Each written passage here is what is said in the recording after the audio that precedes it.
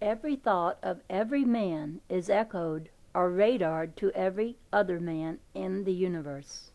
Mankind has not yet unfolded to the extent of his awareness of it, but when that time eventually comes on this planet, the whole play of the man ideal on this planet will be finished, and all men will become cosmically one.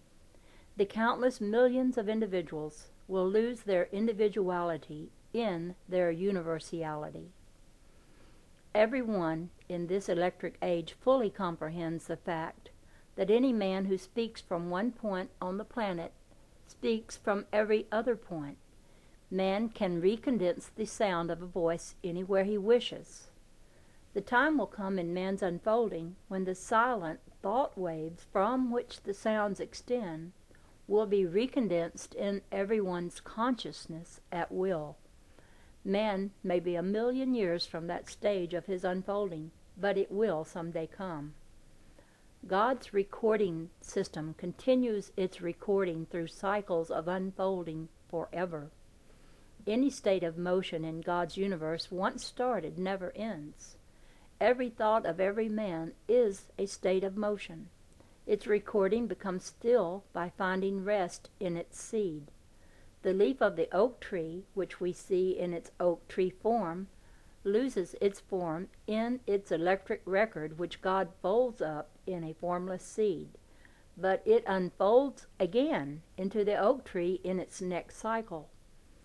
The disappearance of the oak leaf is not its end. We see the dried, decaying leaf disintegrating into the earth from which it came. It is no longer green, nor does the sap of life flow through it. Spring comes, however, and the living green leaf of the oak, which disappeared last autumn, reappears again in the spring. Likewise, great or small events in our lives are thoughts which disappear into past time. They fade and die like the dried leaf of the oak or the dead body of a friend.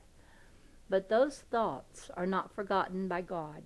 He records every one of them in our soul consciousness and enfolds their patterns in microscopic electrochemical records which become permanent states of motion. These records are what we call memories. Memories are thoughts or events which have disappeared into the past.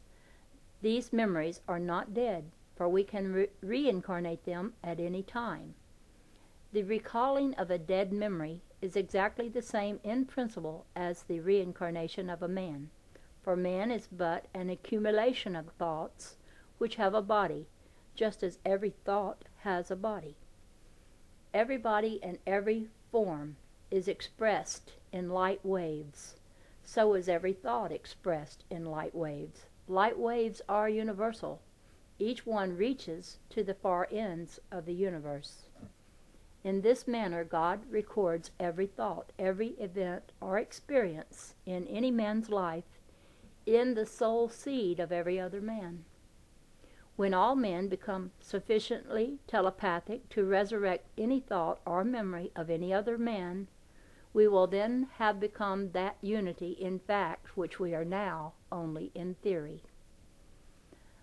Both our sensing and our conscious knowing are too limited for us to realize our unity as one being. As our knowing extends, our sensing will also extend. They will then supplement each other. One can readily understand that this great divine drama of creation could not be as it is if God extended the boundaries of our senses to infinity.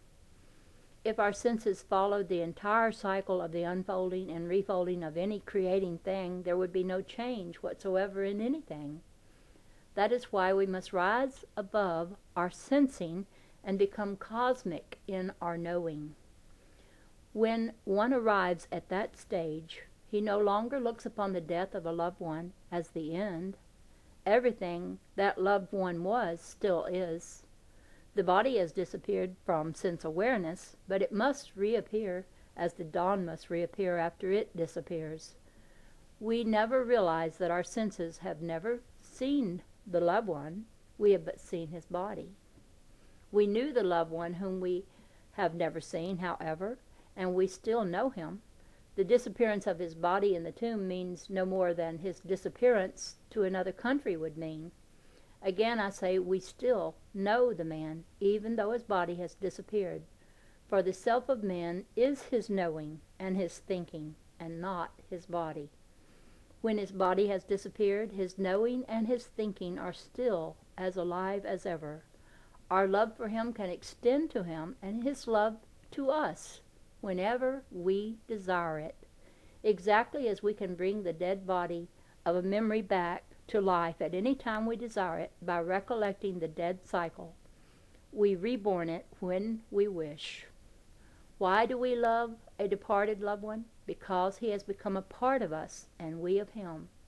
Well, so do we love Mozart or Shakespeare or Michelangelo or thousands of philosophers, writers, painters, and sculptors, and others whose lives have indelibly integrated into ours.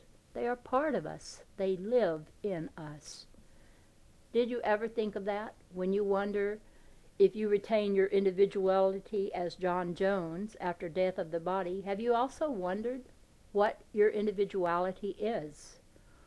What are you as a person, an individual person? Have you ever stopped to think that out? Have you ever stopped to think that your body had nothing whatsoever to do with the kind of person you are? Why then attach so much importance to it? You are what your mind made you. You are the sum total of your own thoughts. You cannot be other than that, for your thoughts made you what you are. Let us now determine what your individuality is by analyzing the sources of your thoughts. Every thought of yours has been in association with other people, living and dead, or with your immediate environment, or with nature as a whole. Your mother, father, brothers and sisters, friends and teachers formed its first foundations. They became a part of you by becoming a part of your thoughts. You loved them because they were really you. By the time you reach 70, the great thinkers of the world will also become a part of you by sharing their knowing with you. Philosophers like Plato, Socrates, literati such as Shakespeare, Tennyson, and Homer become a part of your individuality by resurrecting themselves in you. You find yourself loving the thoughts of great musicians and other masters in the arts whose bodies have long since disappeared. These become as much a part of you as all your life experiences become a part of you. Every individual thinker in all history whose consciousness interchanged with yours became a part of your individuality. To the extent that Jesus becomes a part of your thinking, then he lives in you as a part of you, as he lives in all whose thinking has integrated with his. And if the souls of these dead bodies, which have been dead for centuries, live in you and in all mankind, and constantly interchange their thinking with you, how can they be dead? And how can you die when all of your thinking becomes a part of posterity? Bear in mind always that there are not two men on earth. There is but one, for each is an extension of the other. Each one actually lives in every other one. But the souls of some unite more knowingly than others. It is that close unity of souls which determines our individuality as each becomes a part of each other.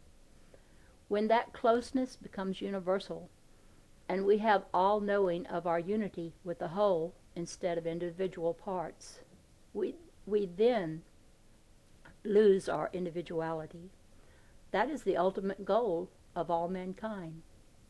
Someday we will all arrive at that point in our unfolding when we are no longer individual parts, but are knowingly the whole.